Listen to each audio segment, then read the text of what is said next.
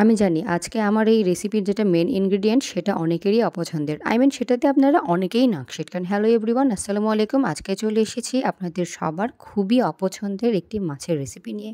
Yes, পাঙ্গাস মাছের recipe নিয়ে। ট্রাস্ট মি, জাস্ট একবার এই রেসিপিটি ট্রাই করে দেখবেন। যারা পাঙ্গাস মাছ দেখলে নাক সিটকান তারাও এটা প্রেমে পড়ে যাবেন। তো বেশি বকবক না করে চলেন রেসিপিতে যাই। প্রথমেই একটা কড়াইয়ে বেশি করে পানি নিয়ে তাতে আমি দিয়ে দিচ্ছি সেই বাংলাদেশের কুখ্যাত মাছ মানে পাঙ্গাস মাছের পিসগুলোকে। তারপর দিচ্ছি কিছু লেবুর স্লাইস। এবার এগুলোকে কিছুক্ষণ বয়েল করে নেব, এই 8 থেকে 10 মিনিটের জন্য। বয়েল হয়ে গেলে এখন পানি থেকে মাছগুলোকে আলাদা করে নিচ্ছি।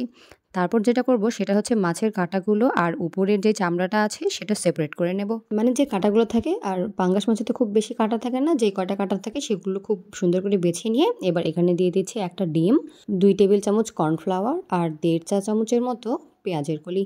এবার দিয়ে দিচ্ছি হাফ চা চামচ গরম মশলার গুঁড়া, হাফ চা চামচ ধনিয়ার গুঁড়া আর হাফ চা চামচ জিরার গুঁড়া।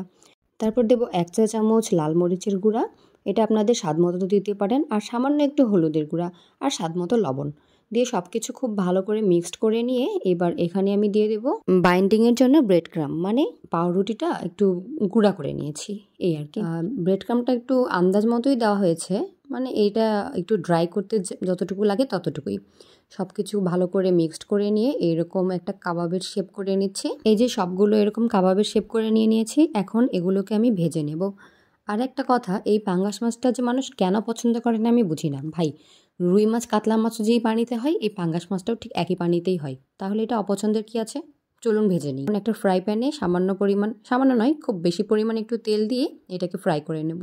চুলার আঁচটা মিডিয়ামে রেখে দুই এপাশ ওপাশ খুব সুন্দর করে গোল্ডেন ব্রাউন করে নেব। এই সময় চুলার আঁচটা কিন্তু অবশ্যই মিডিয়াম টু লো ফ্লেমে রাখতে হবে, না হলে ভেতরে কাঁচা থেকে যাবে আর বাইরে এরকম লাল লাল হয়ে যাবে।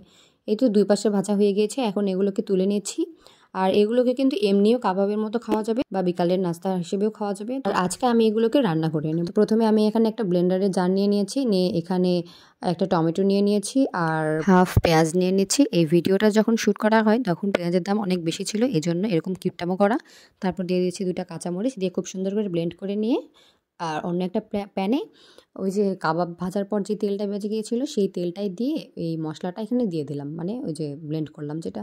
1 চা চামচ ধনিয়া গুঁড়া, 1 চা চামচ জিরা গুঁড়া আর হাফ চা চামচ মরিচের গুঁড়া, যেহেতু আমরা মরিচের গুঁড়াটা একটু কম খাই, মানে ঝালটা একটু কম খাই, আর হলুদের গুঁড়া আর স্বাদ মতো লবণ দিয়ে সব কিছু একটু ভালো মতো কষিয়ে নিয়ে, মানে টমেটোর আর পেঁয়াজের কাঁচা গন্ধটা চলে যাওয়া পর্যন্ত একটু কষিয়ে নিয়ে পানি দিয়ে আবারও একটু ভালো করে কষিয়ে নিয়ে ওই যে কাবাবগুলো দিয়ে দিচ্ছি।